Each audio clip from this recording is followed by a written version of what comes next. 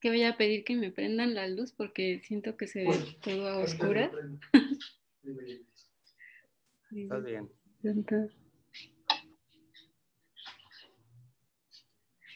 Sí, qué lástima que ya no pude ir directamente allá a Chihuahua. Le decía Angie que yo tengo familia en Ciudad Juárez, entonces Ah, sí. relativamente voy, bueno, pues digamos, una vez por año, 2 veces al año. Ajá. Y bueno, pues Ahí vamos ya.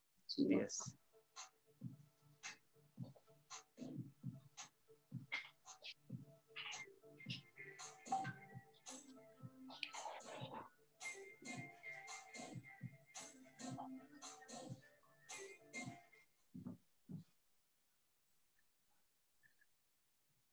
El roce de tus dedos en mi rostro volvía el aire tibio y mi epidermis, más honda, palpitaba como el surco, sediento, a flor de tierra, de semilla.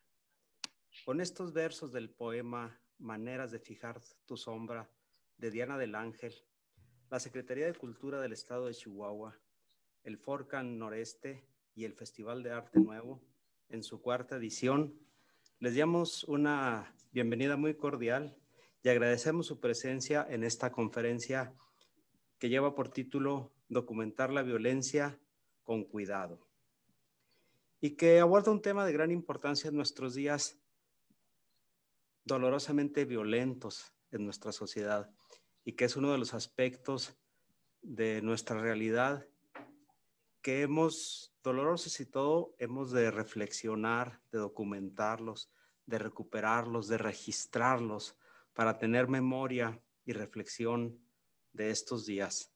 Pero hay que hacerlo con cuidado, con respeto a las víctimas directas e indirectas, de no causar más dolor, de no revictimizar. Y para ello hemos invitado a Diana del Ángel, quien es poeta, ensayista y defensora de derechos humanos. Doctor en letras con la tesis Cuerpos centelleantes, la corporalidad en la obra poética de Rosario Castellanos, Enriqueta Ochoa y Margarita Michelena. Diana ha publicado 3 libros, Vasija, Procesos de la Noche y Barranca, así como artículos en diversas revistas y medios digitales. Es integrante del Seminario de Investigación en Poesía Mexicana Contemporánea, ha sido becaria de la Fundación para las Letras Mexicanas y del FONCA en su programa de residencias artísticas. Obtuvo la primera residencia de creación literaria Fondo Ventura Almadía. También formó parte del taller Poesía y Silencio y hoy nos comparte en el Festival de Arte Nuevo esta charla, Documentar la violencia con cuidado. Te escuchamos con gran interés, Diana del Ángel. muchas gracias, maestro Raúl. Le agradezco mucho la presentación. También agradezco mucho a Angie por la invitación a participar en este Festival de Arte Nuevo. Y bueno, agradezco también mucho a todas las personas que están involucradas en la organización pues, de este festival en condiciones quizás no óptimas, ¿no? Porque estamos en la pandemia, pero yo creo que es muy importante mantener este tipo de espacios de diálogo, incluso en estos momentos, ¿no? Entonces, me gustaría comenzar esta charla un poco hablando de por qué es importante hablar de esto. Es decir, cuando yo planteo hablar de documentar la violencia con cuidado, se puede sobreentender, ¿no? Que hay también otra manera de documentar la violencia sin cuidado, ¿no? Y me gustaría un poco hablar de esas otras maneras a partir de ahí para poder entender por qué es importante hablar y documentar la violencia con cuidado, ¿no? Entonces, en este sentido, digamos que esta documentación o registro o incluso literatura que se hace en torno a la violencia en México, sobre todo a partir del 2006, que es cuando comienza esta guerra contra el narco y que es lo que detona la violencia, ¿no? Si bien ya existía la violencia como tal en nuestro país, o sea, ya veníamos de toda una década en los 90 en donde los feminicidios habían aumentado, sobre todo en Ciudad Juárez, ¿no? Y pues las otras violencias del narco estaban presentes en los estados de la República. Fue hasta 2006 cuando hubo cuando todo esto se disparó, ¿no? Entonces, en un primer momento o en esos primeros años, ¿no? Los medios de comunicación, sobre todo los más media, digamos, los medios masivos de comunicación, periódicos y televisoras, ¿no? En esa época eh, había realmente poca incidencia de las redes sociales, ¿no? En 2006, digamos, apenas estaban comenzando a ocupar una función en el espacio público. Entonces, en un primer momento, las maneras de documentar esta violencia por parte de los medios de comunicación, digamos que podría sintetizarlas dos palabras, ¿no? Que por un lado sería la nota roja, ¿no? Esta manera, digamos, tan frecuente de mostrar las imágenes o las escenas de violencia, de asesinatos o de accidentes, ¿no? Que podemos encontrar en los periódicos, ¿no? Y por otro lado está algo que sobre todo en este prólogo que está en este libro que se llama Entre las cenizas, y en el prólogo hecho por Daniela Rea y Marcela Turati, ellas definen como el ejecutómetro, ¿no? Entonces, el ejecutómetro, digamos, es una manera de nombrar a esta forma en que teníamos o bueno, en que se tenía de documentar la violencia solo diciendo el número, ¿no? Hoy hubo tantos ejecutados y alrededor de pues de esta primera fase, ¿no? De avanzada de la violencia se generaron términos como encobijados, ¿no? Como pozoleados, encajuelados, ¿no? O sea, adjetivos que hacían alusión a lo que había sucedido con esos cuerpos, pero que no nos decían más, ¿no? Que no nos decían más allá quiénes eran estos cuerpos, ¿no? Y esto es una cosa muy importante porque algo que ocurre cuando no hay un cuidado, ¿no? Justamente tiene que ver con que nos olvidamos de que estas personas son eso, ¿no? Son justamente seres humanos, eran personas que tenían una historia, ¿no? Cuando solo nos referimos a los miles de desaparecidos, pues no estamos realmente haciendo honor y justicia al hecho de que todas esas personas ocupaban un lugar en una familia, ¿no? Y ocupaban un lugar en nuestra sociedad que ahora ha quedado vacío, ¿no? Entonces, digamos, otra dimensión de esta forma de documentar está también muy ligada a lo que hacen, bueno, al actuar de las autoridades, ¿no? A lo que son las verdades oficiales, ¿no? Eh, que pues no solo nos dicen que las personas que están falleciendo, que las personas que están siendo asesinadas están en esta situación porque se lo merecen, ¿no? Porque estaban en malos pasos, ¿no? Porque se lo buscaron, porque seguramente estaban con las personas incorrectas, ¿no?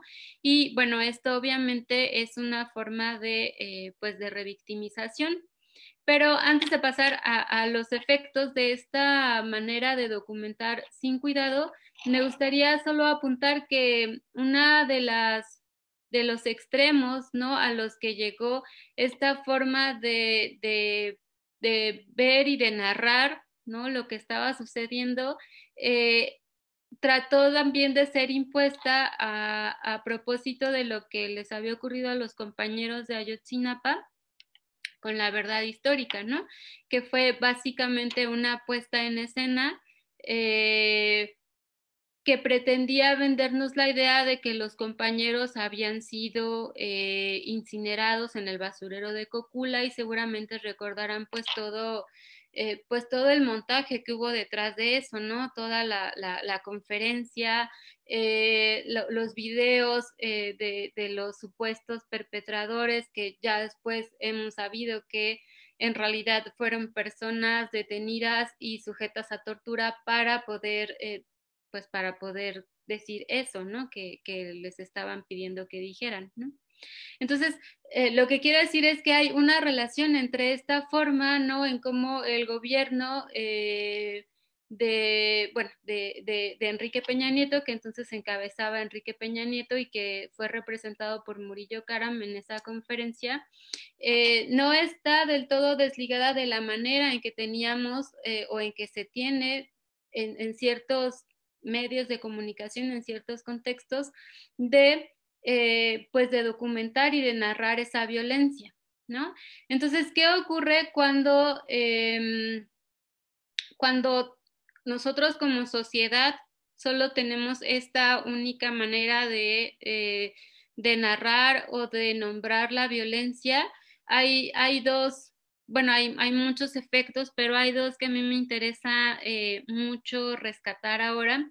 Y uno tiene que ver con la revictimización, que un poco ya había mencionado hace rato, que es cuando lejos de buscar justicia o lejos de buscar dignificación o lejos de tratar de entender qué fue lo que pasó, lo primero que se dice en los medios es, se lo buscó, ¿no? Y esto aplica no solo pues para eventos, digamos, políticos, como el caso de los compañeros de Iguala, ¿no? Que fueron también revictimizados cuando se decía que lo que les había sucedido era porque algunos de ellos eran líderes de un grupo de narcotráfico, sino también en historias más pequeñas, ¿no? Pienso, por ejemplo, en los casos de desapariciones o feminicidios o violaciones de mujeres, ¿no? Eh, Casi siempre hay una tendencia, ¿no?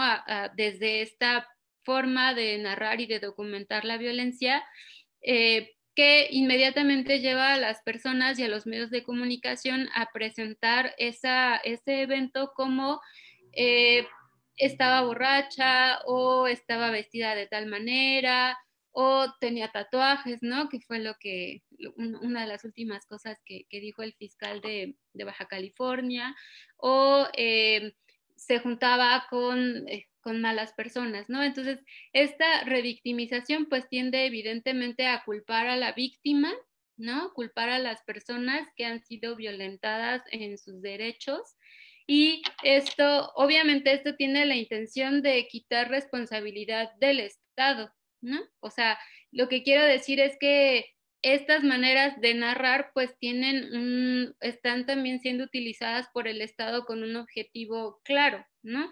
Y el objetivo es deslindarse de sus responsabilidades, ¿no? Porque si yo digo, pues es que la culpa fue de ella o la culpa fue de él o la culpa fue de ellos, entonces yo Estado pues no tengo ninguna responsabilidad, cuando es en realidad todo lo contrario, ¿no? Como hemos visto en el caso de Ayotzinapa y en otros casos, pues a veces las mismas instancias del Estado participan, ¿no? De estas violaciones a los derechos humanos.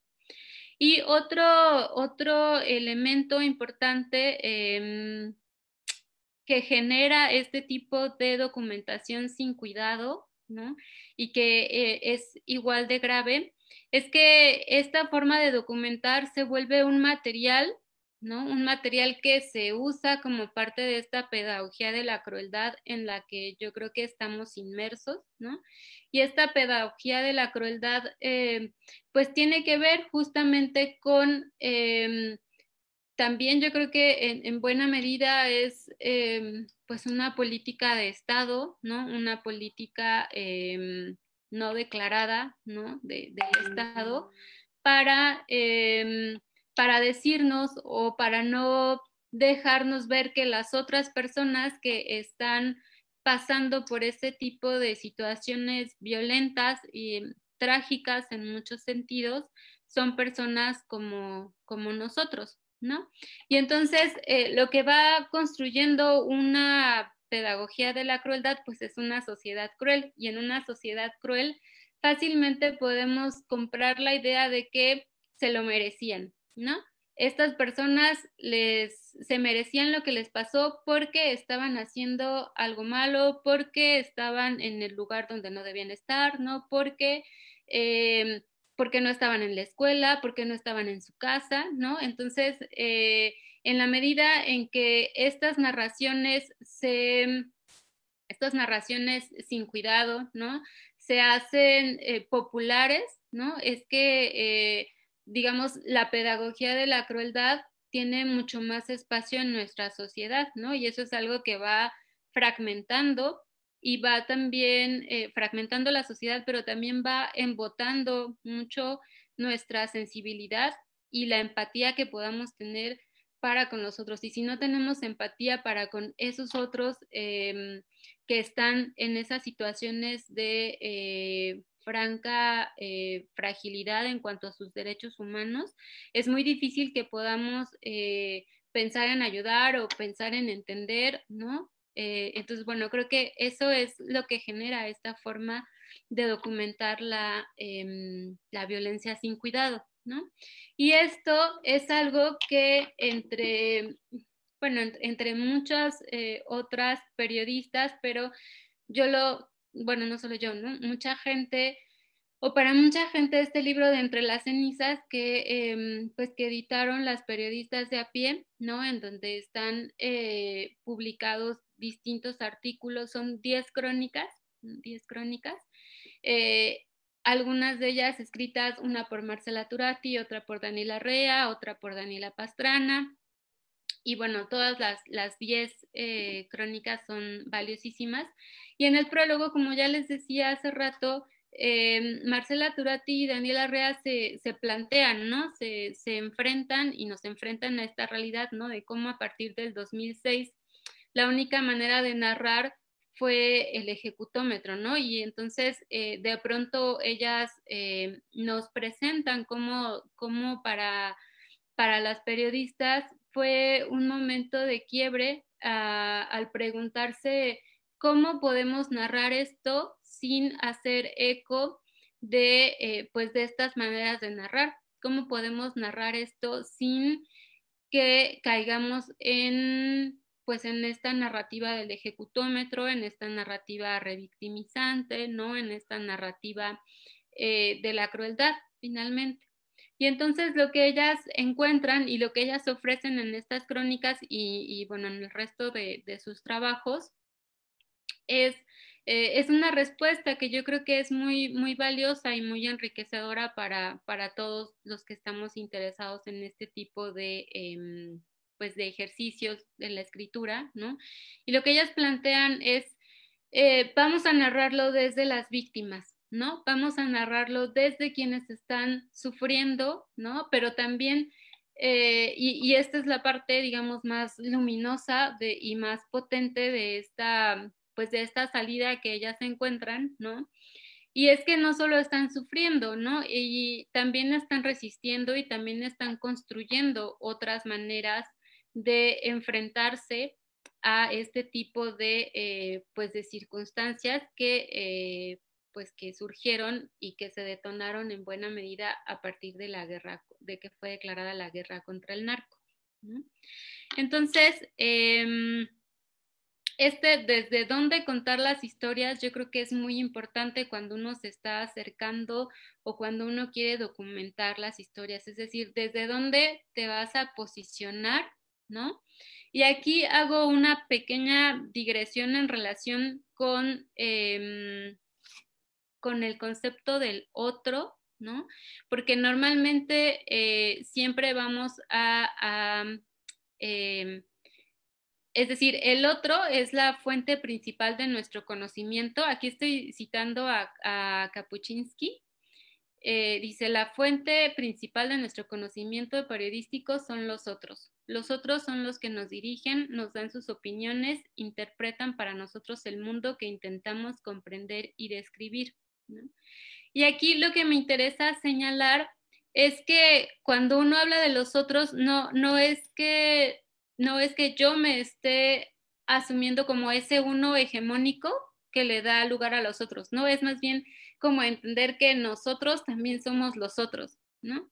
Yo no estoy narrando las historias que narro desde una posición de privilegio, ¿no? Sino las estoy narrando desde la aceptación y desde la conciencia de que yo también soy un otro en este contexto de violencia, ¿no?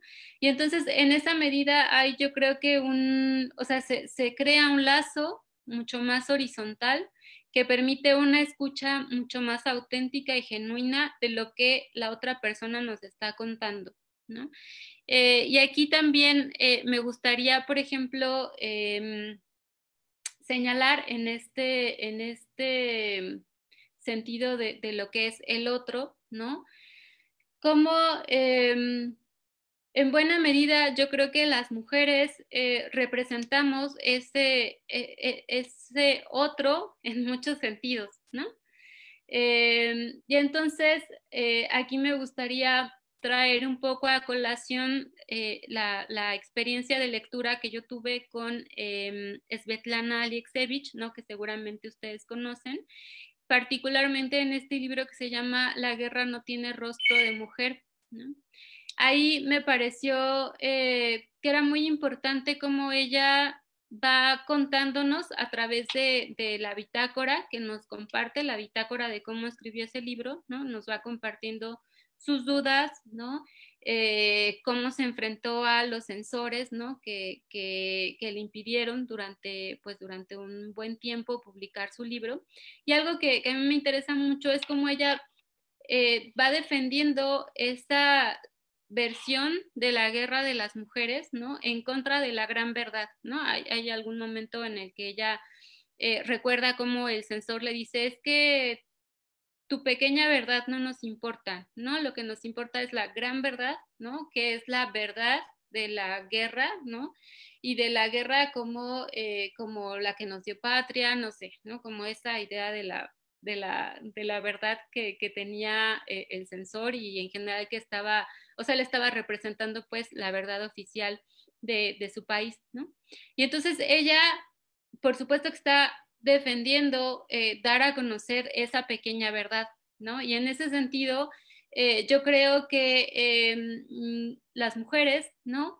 Y quizás pues también algunos compañeros están también luchando por dar a conocer esas pequeñas verdades, ¿no? Esas pequeñas o esas historias de gente pequeña, como a veces decía Eduardo Galeano, esas historias de gente pequeña que de otro modo no conoceríamos, ¿no? Porque se pierden, digamos, son voces tan pequeñas, ¿no? Que están marginadas pues por los mismos constructos sociales e históricos de nuestro país que están marginadas y no las escuchamos por el ruido que hacen otras voces, ¿no?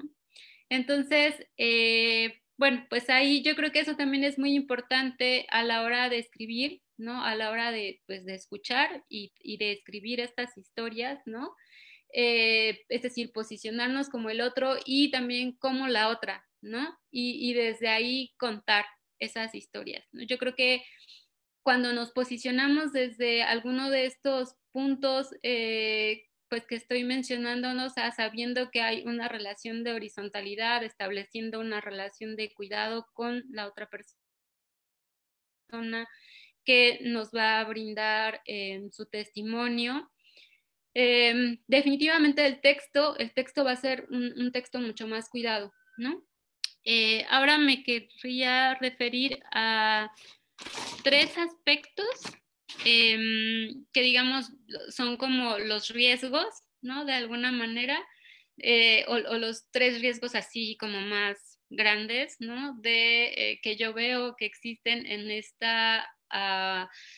pues en este ejercicio, ¿no? Cuando intentamos documentar pues un evento así de violencia, ¿no? Uno tiene que ver con lo que se ha llamado pornografía de la violencia, ¿no? Y es que en buena medida a veces cuando estamos describiendo, por ejemplo, una escena o una imagen de violencia, podemos caer en esa pornografía de la violencia, ¿no? Pienso, eh, pienso específicamente en dos casos que, digamos, en los que yo he tenido que ver. Uno, en el caso de Julio César Mondragón Fuentes, que es el compañero de Iguala, que fue ejecutado el 26 de septiembre del 2014 y cuyo cuerpo fue abandonado en el camino del Andariego, allí en Iguala, pero bueno, además de haber sido ejecutado, a Julio César le quitaron la piel del rostro, ¿no? Entonces alguien le tomó una fotografía a su cuerpo ahí pues tendido en este camino del Andariego, que era un camino de terracería, y sin la piel del rostro, y la difundió por internet, ¿no? Entonces, digamos, aquí la intención de quien haya, desde luego de quien llevó a cabo ese acto de desollamiento, pero también de quien tomó la fotografía y además la subió a internet, pues tenía que ver con mandar un mensaje de terror, ¿no? Un mensaje de miedo para quienes se encontraran con la imagen de Julio en las redes y que, bueno, además fue una fotografía que se hizo viral, ¿no? Entonces, cuando yo trabajé con esa historia, eh, hubo un momento en el que me tuve que plantear, ¿no? La pregunta de si describir o no, o cómo describir el cuerpo de Julio cuando estaba en la segunda necropsia, ¿no? El cuerpo de Julio cuando había sido ya, pues, cuando ya los peritos habían intervenido su cuerpo, ¿no? Y habían hecho, pues, ciertos cortes y ciertas maniobras, ¿no?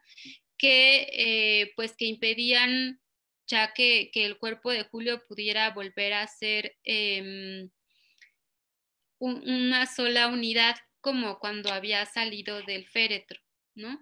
Entonces ahí, digamos, porque eso podría implicar también morbo, ¿no? Eso podría haber sido fácilmente objeto de morbo, el describirlo de una manera desde la pornografía de la violencia, ¿no? Entonces yo ahí opté, por ejemplo, por describir el cuerpo de Julio y los procedimientos desde el lenguaje forense, desde un lenguaje forense que fuera, digamos, lo más traducido para que el resto de quienes no somos forenses no pudiéramos entender qué es lo que estaba ocurriendo ahí a nivel pues de estudio forense, porque lo que me interesaba a mí señalar era cómo en esta segunda necropsia se pudo documentar la tortura que en la primera no había estado pues documentada, ¿no? Otro caso al que me enfrenté recientemente fue al trabajar con una historia de una chica que denunció, bueno, que fue atacada por un violador serial en la Ciudad de México y ella denunció, ¿no? Junto con otras 12 chicas, 11 chicas, denunciaron bueno, 10 llegaron hasta el final del juicio y en este caso, pues raramente llegaron, obtuvieron una sentencia condenatoria, ¿no? Entonces, había un momento en que tenía que hacer alusión al momento del ataque, ¿no? Y como el texto lo leyeron otras compañeras periodistas, me hicieron la observación de que quizás no era tan adecuado narrar ese ataque porque podía ser revictimizante y justamente porque podía estar aludiendo a esta pornografía de la violencia, ¿no? Entonces ahí yo tuve que preguntarme qué es lo que quería decir, ¿no? Y entonces después de revisar el texto, después de revisar el testimonio, me di cuenta que lo que para mí era importante decir era lo que la chica estaba pensando en ese momento en que su atacante estaba terminando de atacarla y en cómo ella pensaba que, o sea, lo que hizo el atacante al final fue limpiarse en la sudadera de ella. Y entonces lo que ella pensó en ese momento fue que eso que él estaba haciendo a ella le iba a ayudar para poder denunciarlo, porque eso era una prueba que él estaba dejando en su, pues en su ropa, ¿no? Entonces eso para mí era muy importante que quedara registrado, o sea, como ella incluso en ese momento, pues tan terrible, ¿no? Tan violento, ¿no? Por el que estaba pasando, tuvo esa capacidad o no sé, esa intuición de pensar, eso lo voy a utilizar para poder llevar a cabo la denuncia, ¿no? Entonces, bueno, tuve que acomodar el texto de manera que sí, en efecto, no recurriera a esta pornografía de la violencia, no diera pie al morbo, ¿no? De otras personas que quisieran, pues, revivir, ¿no? Este momento pues, desde el placer, digamos, ¿no? Y solo dejar, ¿no? Dejar claro cómo, pues, cómo ella tuvo esa intuición y cómo a lo largo de todo su proceso, pues, siempre mantuvo pues esa claridad, ¿no? De decir, voy a denunciar y voy a llegar hasta donde me permitan las autoridades, ¿no? Entonces, bueno, estas son cosas, son dos ejemplos que quería compartir, ¿no? Sobre cómo es de pronto muy fácil enfrentarse a o caer, ¿no? Un poco como en esta pornografía de la violencia. Y digamos, otro aspecto que creo que fácilmente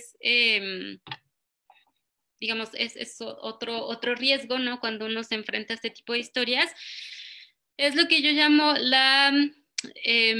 como volver mártires a las víctimas, ¿no?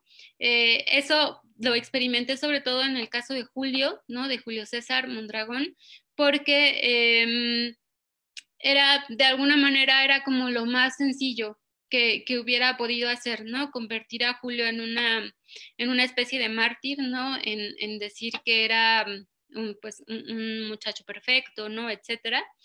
Y entonces, de eso yo creo que habría sido un grave error, no solo en términos periodísticos, sino también humanos, porque finalmente pues no habría ayudado, como creo que al final lo conseguí de alguna manera en Procesos de la Noche, a dignificar su memoria como, pues como un ser humano, ¿no?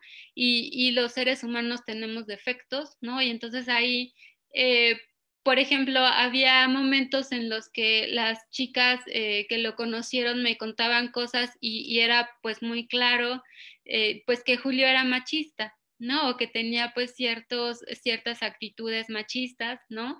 Y entonces yo decía, pero pues no puedo no ponerlo, ¿no? Porque eso era parte de lo que era él, a pesar de que desde luego, pues no me gusta, ¿no? No me gusta a mí el machismo, pero o sea, es algo que constituía a Julio, ¿no? No es que solo fuera macho todo el tiempo, no, es que tenía muchas otras muchos otros relatos lo cruzaban, ¿no? Pero ese era uno y era importante, pues, porque además, no solo chicas, ¿no? También había testimonios de amigos de él que dejaban ver pues, cómo tenía pues, esta actitud, ¿no? Entonces, por ejemplo, ahí yo creo que a veces cuando estamos en este ejercicio de documentar, ¿no? La violencia, pues como que muy fácilmente podríamos caer en esta idealización o en este convertir en mártires a las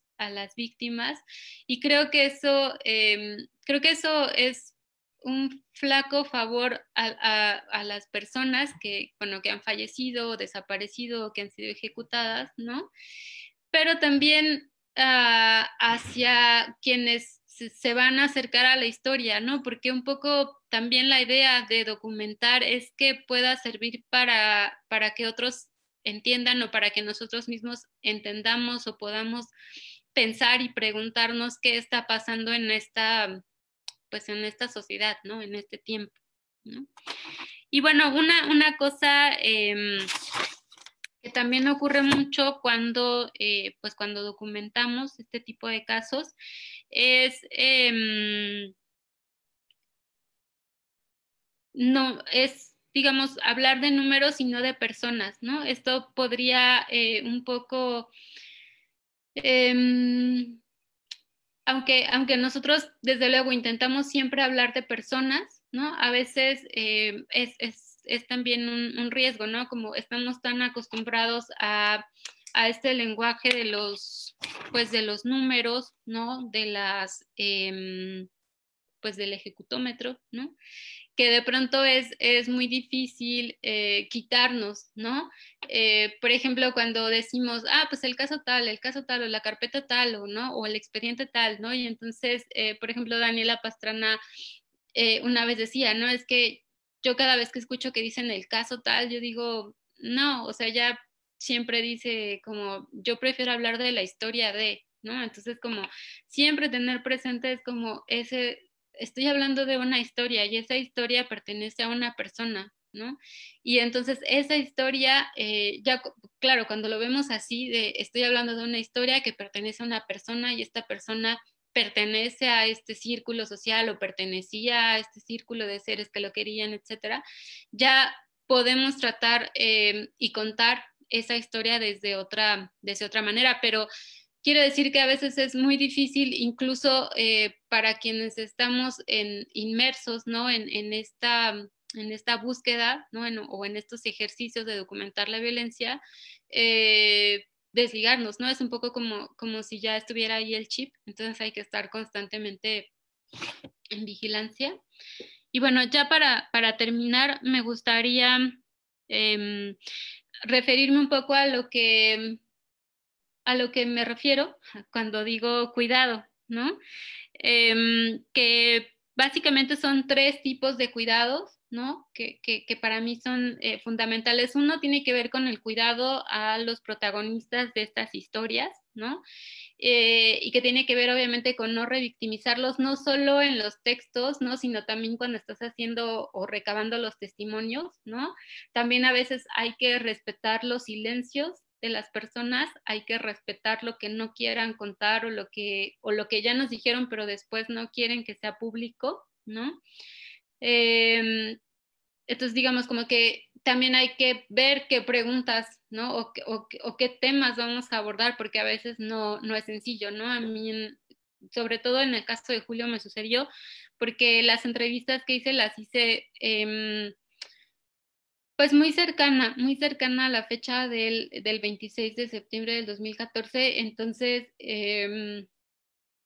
bueno, varias de las personas a las que testimonié, pues terminaban, pues lloraban, ¿no? Entonces, pues yo tenía que cortar ahí la grabación y interrumpía la conversación solo pues para quedarme allí, ¿no? Un poco siendo testigo pues de ese duelo, ¿no? Eh, y el otro nivel de cuidado es el cuidado del lenguaje, ¿no? Que tiene que ver con cosas muy sencillas, como por ejemplo hablar o sea, nombrar a los protagonistas, ¿no? Pienso mucho, por ejemplo, en el caso de Julio César, donde yo trataba mucho de no referirme a él como el cadáver, ¿no? Porque había visto cómo en otros espacios, sobre todo jurídicos, ¿no? Se referían a él solo como el cadáver, ¿no? Entonces, pues a mí eso me parecía una forma pues de revictimizarlo y de despersonalizarlo, ¿no? O también, también parte de este cuidado, yo creo, tiene que ver con llamar a las cosas por su nombre, ¿no? Entonces, también es importante, por ejemplo, llamar tortura a lo que es tortura, ¿no? También para que después no usemos esa palabra, pues, descontextualizada un poco, ¿no? Y finalmente, hay, por ejemplo, esto pues es muy importante, pero bueno, ahora solo voy a referirme a él de manera muy breve. que el último, digamos, nivel de cuidado es el que tiene que ver con el autocuidado, ¿no? El autocuidado de periodistas o de escritores, escritoras que estamos acercándonos a este tipo de, pues de historias, ¿no? Porque evidentemente hay un impacto para quienes estamos documentando, ¿no? Un impacto que desde luego es de otra índole, muy diferente al impacto que tienen las personas que han sufrido estas violaciones a sus derechos humanos y muy diferente del impacto que sufren sus familiares, por ejemplo, sus seres queridos, pero también hay un impacto, ¿no? Hay un impacto en todas las personas que están alrededor de pues, de este hecho violento, ¿no? O sea, pienso, por ejemplo, en acompañantes, en defensores de derechos humanos, en abogadas, ¿no? Abogados, en psicólogos, en psicólogas, ¿no? Pero bueno, específicamente hablando de periodistas y de editoras, ¿no? Que es un poco lo que de pronto sucede. Creo que hay desde hace un par de años, quizás más, ¿no? Pero yo desde hace un par de años es cuando he estado mucho más en contacto con este tipo de conversaciones que tienen que ver con, pues, con cómo nos cuidamos, ¿no? Cómo nos cuidamos para que, primero, pues, para que esto no nos impacte a tal grado que no podamos seguir contando las historias, ¿no? Eh, y bueno, también desde luego porque de ello depende nuestra vida, ¿no? No es o sea, no ha sido una única vez cuando yo he escuchado a compañeras compartir que en el transcurso de cubrir tal historia o en tal cobertura tuvieron desde dolores físicos hasta problemas emocionales, ¿no? Entonces ahí siempre creo que hay que buscar nuestras herramientas de autocuidado, ¿no? Y bueno, pues quizás eso sería todo. No sé si ahorita tengan algunas preguntas. Ya me pasé de los 45 minutos. Pues muchas gracias, Diana, por tu disertación tan interesante que es, pues es a la vez un testimonio, un metarrelato de la violencia. Y justamente con este tema que tocas al final del autocuidado de quienes hacen este trabajo periodístico o de investigación académica, también puede ser para documentar o de otro tipo de investigaciones. Tenemos una pregunta del maestro Arturo Rodríguez Torija, que es un destacado fotógrafo, y te pregunta si alguna vez has sido amenazada, intimidada o agredida por estar documentando un caso de este tipo. No, yo en lo personal nunca he sido amenazada ni agredida, digamos, directamente hacia mí, pues. Eh, o sea, quiero decir que hay una censura o una amenaza que es puntual, ¿no? Que es directa, ¿no? Que tiene que ver con enviar mensajes o decir te voy a hacer tal cosa. Esa no me ha tocado como la amenaza que es general, ¿no? A la que estamos todas inmersas, ¿no? Eh, pero bueno, también es importante decir que en esto del autocuidado, pues hay una serie de protocolos de seguridad que trato de seguir, que trato de cumplir, pues para seguridad, ¿no? Bien, y tenemos otro comentario también aquí a través de las redes. Dice, en tu libro Procesos de la Noche, los intermedios en donde aparecen los testimonios de los familiares parecen un respiro simbólico.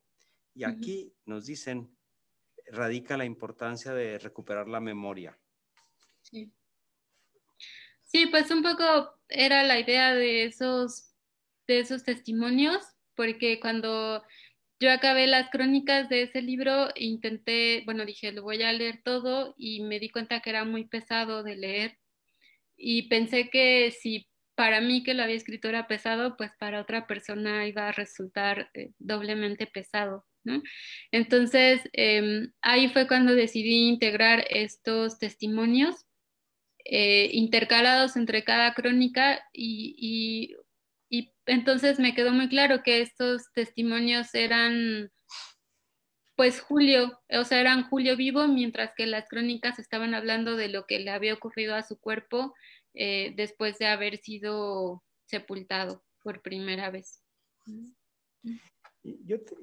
Quisiera darle un poquito otro giro a tu charla con una pregunta. Bueno, sobre la violencia, pues se han ido construyendo varios discursos. El discurso oficial, que tiene que ver con las versiones que dan las autoridades.